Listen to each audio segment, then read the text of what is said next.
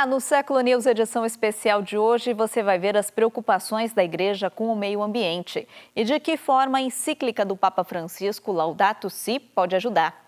Vamos mostrar também como estão acontecendo as reaberturas de locais turísticos pós-pandemia. E ainda como simples conversas por meio de videochamada podem ajudar idosos nessa quarentena. Na festa em que a igreja celebra a ascensão de Jesus ao céu, o Papa Francisco enviou uma mensagem aos católicos na China. O Papa rezou Regina Coeli da Biblioteca do Palácio Apostólico.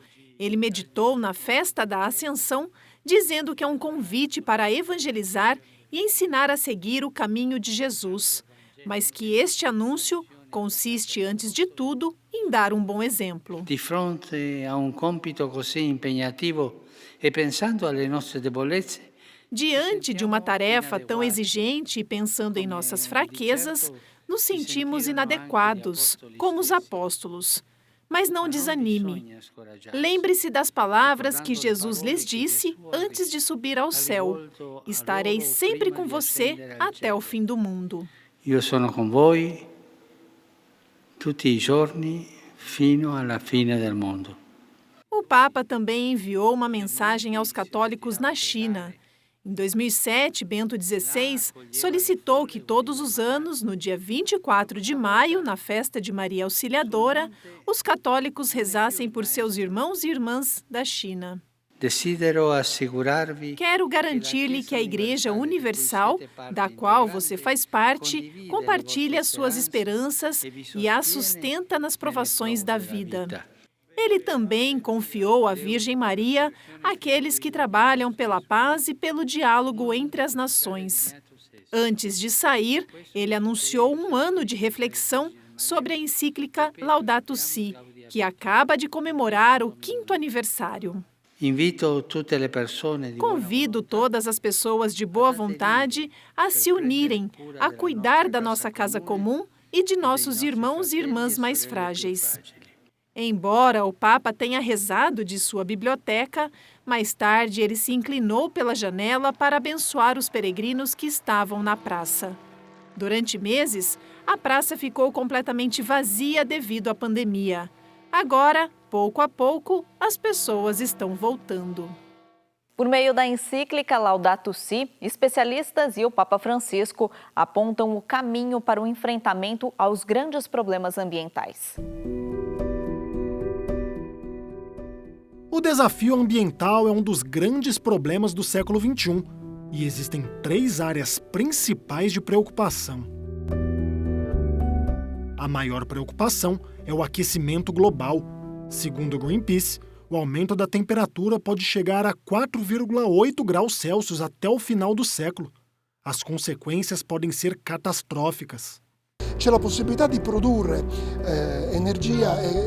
Energia renovável pode ser produzida, mas não é fácil, pois os que estão no controle da indústria de combustíveis fósseis não estão interessados. No mundo de hoje, o mercado de energia renovável requer cerca de 285 bilhões de dólares por ano. Somente os bancos investem em combustíveis como carbono, petróleo e gás, cerca de 2,5 vezes esse valor. E isso não é nada bom. Temos que mudar essa situação. Uma cifra que é 2 volte peggio questa. Não va bene. Nós dobbiamo invertire questa situazione. A escassez de água potável seria uma das consequências mais graves do aquecimento global.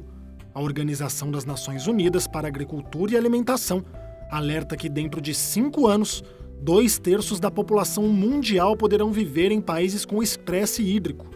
As consequências podem ser catastróficas, como até o Papa observou.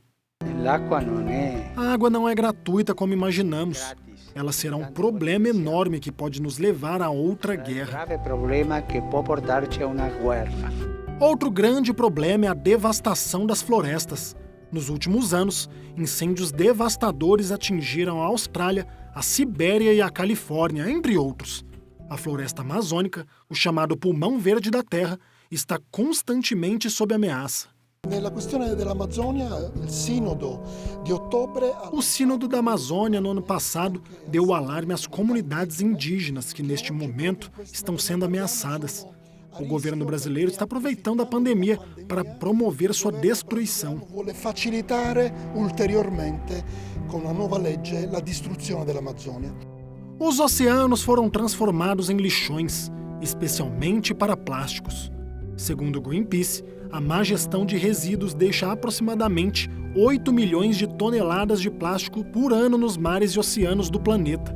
Isso representa algo em torno de 60% a 80% do lixo do oceano, e as consequências são imprevisíveis. A encíclica do Papa Francisco, Laudato Si, está comemorando seu aniversário de 5 anos e está iniciando um ano especial dedicado a ela, de maio de 2020 até maio de 2021. O objetivo, segundo Tomás Insua, do Movimento Católico Global pelo Clima, é promover a encíclica e transformá-la em ação. O Laudato Si segue a estrutura pedagógica católica de ver, julgar e agir. O primeiro capítulo nos convida a ter consciência da crise do nosso lar comum, do clamor da terra e dos pobres, reconhecer e apoiar o consenso científico sobre a crise ecológica. Para Tomás, essa é uma crise que afeta profundamente os mais pobres, a humanidade atual e também as gerações futuras que precisam conviver com os efeitos das ações de hoje. O segundo grande ponto do Laudato Si é aprofundar a compreensão de quais são as causas da crise. Por que chegamos a esse ponto? Por que estamos devastando o próprio planeta que sustenta a vida? Laudato Si explica ainda que os humanos não seguiram o mandamento de Gênesis para cuidar do lar comum como um presente de Deus. Em vez disso, eles a exploraram, usando-a para seu próprio benefício egoísta. Um último ponto importante é a ação. É que de uma vez por todas nós vemos o problema, entendemos as causas e agimos. Que estejamos envolvidos na transformação da sociedade, da igreja e de nós mesmos, tanto individualmente quanto em comunidade. Esta parte final é a chamada para uma conversão ecológica, algo que João Paulo II também falou em 2001. Em Laudato Si, o Papa Francisco se aprofunda nessa ideia, incentivando as pessoas a reconhecer o problema ecológico, entender as causas e transformar não apenas seus corações, mas a terra. Durante a audiência geral dessa semana, o Papa Francisco reforçou a importância de ensinar jovens e crianças a buscar a santidade como sinal da presença de Deus. Uma vez que ainda se deve evitar multidões, Papa Francisco realizou a audiência geral desta semana na mesma biblioteca onde tem se reunido com os chefes de Estado sem a companhia de peregrinos. Na sua catequese, meditou sobre como a Bíblia fala da oração das pessoas simples. Recordou que nos primeiros capítulos de Gênesis existe uma série de propagações do mal e violência após o pecado de Adão e Eva. I loro occhi si aprono e scoprono. Seus olhos se abriram e descobriram que estavam nus, sem nada. Não se esqueça disso. O tentador é um pagador pobre e paga mal. Il tentatore è un mal pagatore, paga male. O Papa recordou das mentiras que levaram Caim a matar Abel por inveja e a arrogância que arruinou a Torre de Babel. Por outro lado, haviam outros personagens que foram capazes de pedir a Deus com sinceridade e escrever de maneira diferente o destino da humanidade. La preghiera semina vita. A oração semeia a vida, a oração sincera e simples. Por isso é tão importante ensinar as crianças a rezar. Papa Francisco disse que a primeira oração é o sinal da cruz e aconselhou a ajudar as crianças a fazerem esta com sabedoria. A me dá dolore quando trovo bambini. Me dói quando encontro crianças e digo, faz o sinal da cruz, e quando a fazem, não sabem ao certo como. Ensinar os pequenos a fazer o sinal da cruz é a primeira oração que eles aprendem. Talvez, se esquecido, tomem outro caminho. Mas essa oração permanece em seus corações, porque é uma semente de vida, uma semente da presença de Deus. Porque é um seme de vida, il seme del dialogo con Dio. Antes de dar a bênção, o Papa recordou que esta semana é celebrada a memória de São Paulo VI. Também neste domingo é a festa de Pentecostes e, por isso, propôs que todos os fiéis se preparem bem para este dia.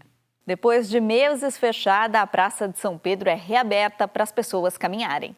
Pela primeira vez desde 10 de março, havia vida dentro da Praça de São Pedro.